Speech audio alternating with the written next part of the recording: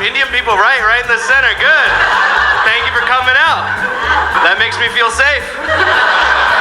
That is how I start shows. I just look for people who look like me. And I think that's normal, right? When a brown guy walks into a room, he's gonna think, are there brown people here? When a black guy walks into a room, he's gonna think, are there black people here? When a white guy walks into a room, he's gonna think, are there black people here? Right? A lot of stereotypes about being brown. People are like, oh, you're brown, so it must be tough to fly being brown. It's like, no, it's not that tough. You know what's tough? Is to see what hot white women can get away with at the airport. My fiance is a white woman. One time we were traveling, she packed an entire bottle of shampoo in her carry-on. The TS agent took her bag, took the shampoo out. He said, ma'am, you know I can't let you through with this. And then she made direct eye contact with him and said, why? Do you think it's a bomb? I was already getting patted down, like, Becky is gonna get me killed. And then she doubled down. She was like, is that what you think? It's a shampoo bomb? A coconut smelling shampoo bomb? And then, no joke, the TSA agent just laughed and said, you right? And then gave her the shampoo back. If you ask me a question at the airport, I'm like, sir, yes, sir, I love this country. And then I start yelling the Pledge of Allegiance, okay? I say, I pledge allegiance to the flag. There's less than 3 ounces in my bag. That's what I say. People make all sorts of assumptions when they find out I'm dating a white girl. They're like, oh, was her family racist? It's like, no. You know what's interesting? The most racism I ever experienced when I was dating was actually dating another Indian girl, okay? Like I'm Muslim. I was raised Muslim, but now, you know, occasionally I drink and I smoke and I mess around. Yeah. I don't eat pork, though, because I'm not some sort of infidel, okay? I was dating this Hindu girl in college, and I leaned in to kiss this Hindu girl after the third date. She stopped me. She goes, no BMWs. And I was like, what does that mean? I drive a Honda Civic. She was like, no BMWs. That's my dad's abbreviation. It means no blacks, Muslims, or whites. And I was so hurt because I was like, how come the Mexicans get a free pass? You know, there's one M and Muslims take it. That's not fair. M should be miscellaneous. So Jose can smash, but Hussein has to go home? I don't like that. I don't like stereotypes, man. I don't like any stereotype. Here's a stereotype you hear. Women can't drive. You ever hear that? Women can't drive. I don't think that's fair or true. I do feel safe saying maybe. Hear me out. Women might not be that great at parking. Hear me out. I think it's biological. I think men, on average, are better at parking because we know how to take an extension of ourselves and guide it into some narrow boundaries. And if you go to the left or the right of the boundary, you could really ruin the vibe. So men know we take a wide turn and we slide in there. And that's why I think a lot of women aren't that great at parking, because I think deep down they're thinking, hey, I'll just lay here and the car will park itself. Come on, car, park. I have places to go. That's why I don't like self-parking cars, okay? These are the vibrators of automobiles. And when I say women, by the way, I'm talking about straight women, all right? Lesbians, guess what? They can park. They can park my car better than me. I'm happy to be here. I flew in from Atlanta. I grew up in Atlanta. I love Atlanta. I like learning about Atlanta's history. Like I was learning about the Civil Rights Movement. I was learning about Martin Luther King. You guys want to know a fun fact? Martin Luther King was 5'7". It's interesting. Martin Luther Short King, that's what I call him. And let me tell you something. As a 5'8" guy, I do understand why he was nonviolent. Because I feel like your propensity for violence is directly proportional to your height. And I looked it up. Did you guys know that Malcolm X was 6'4"? That adds up. Malcolm X was like, we must use force if necessary. Dr. King was like, or we use our words. Maybe instead of fighting, we march for a very long time. Because my cardio is fantastic. The best part about living in Atlanta is that the probability of getting a compliment from a black woman is very high. And I know this is racist, but a compliment from a black lady just means more. I don't know why, but if a white lady compliments me, I'm like, oh, good for her. She's having a good day. If a black lady compliments me, in my soul, I'm like, yo, I earned that shit, all right?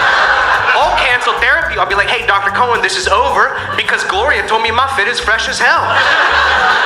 Black women don't even try when they compliment you. They'll just pick one thing about you, they'll turn it into a compliment.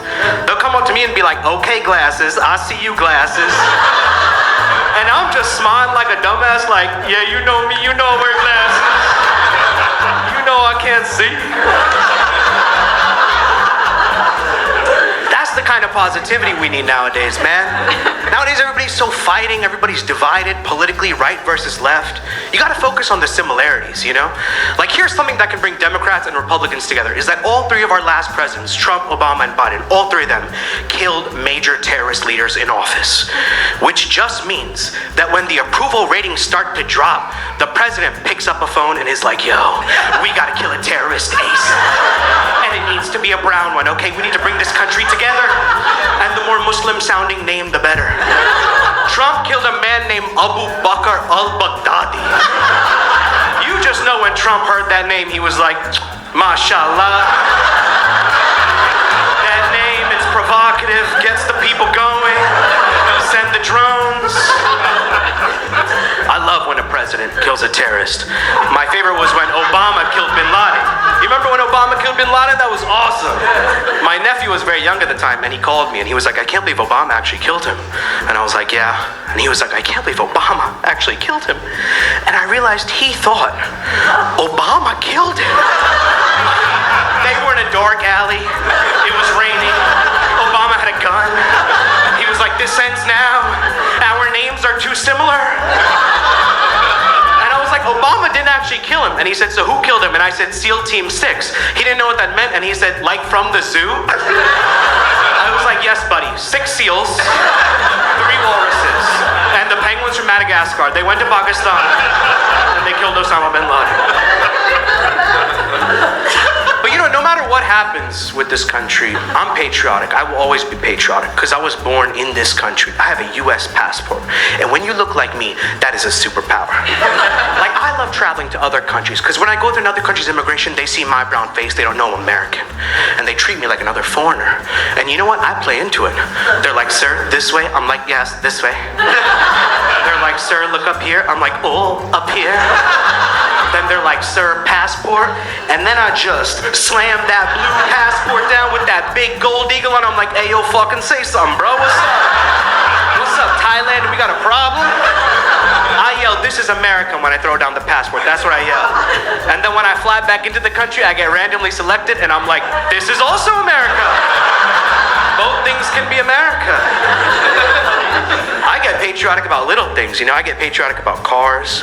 Like my fiance and I were test driving new cars. We test drove a Lexus, which is a Japanese car. And I learned that you can find out a lot about a country based on the cars that they make. Like if you don't put your seatbelt on in a Lexus, it beeps for like 20 minutes, which is a very Asian response. These are the rules. You must follow the rules. Try not putting your seatbelt on in a Ford F-150. It beeps for like 5 seconds, then it's like, you know what? Fuck it. This is an American car and you have the right to go flying straight through the windshield, okay? And yeah, you have no health insurance, but you'll be okay because you're built Ford tough. You know what's crazy? If you drive a German car and you don't comply with orders, the car actually pulls over and then it kills you. Isn't that crazy? Little history joke. I love learning about history. I like learning about religion. Clap if you were raised religious, out of curiosity. Yeah, all right. I was thinking about this the other day. I was thinking about the prophets. How come in any religious text, there's like no female prophets? Barely any female prophets. Is it because God is sexist? Maybe. But I think I know why. I think it's because only men have the delusional confidence that it takes to become a prophet.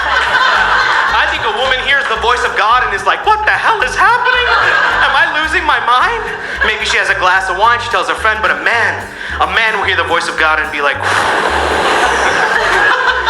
gather around, I am the chosen one. You're like, what about that lady? That lady can speak to God, and he's like, that's a witch, okay? We should burn her, God told me to. Here's the thing about religion, I don't think I'd mind hell. Because you know what hell is in any religious text? It's just hot, very toasty in hell. Heaven, perfect temperature. Nobody's ever sweating in heaven. And I thought about it, and that makes sense. Because all those religions started in the Middle East. It was so damn hot there to begin with that it was easy for somebody to be like, do you want more of this after you die? No, right? Then pray to God. Pray to God for a breeze. So that's what religion was for centuries, was good temperature, good temperature, good temperature. one day we'll have good temperature, and then one day humans figured out how to control the temperature indoors, and that's when religion went downhill. And I looked it up. Do you want to know when modern atheism began? 1900.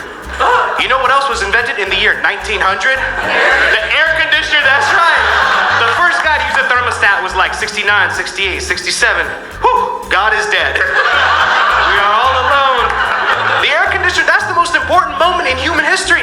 That and the birth of Christ. Those are the two most important moments. And that's how we should measure time, 2 sections, BC and AC. But that's just what I think. That's it for me. Thank you so much. My name is Zane Shreve.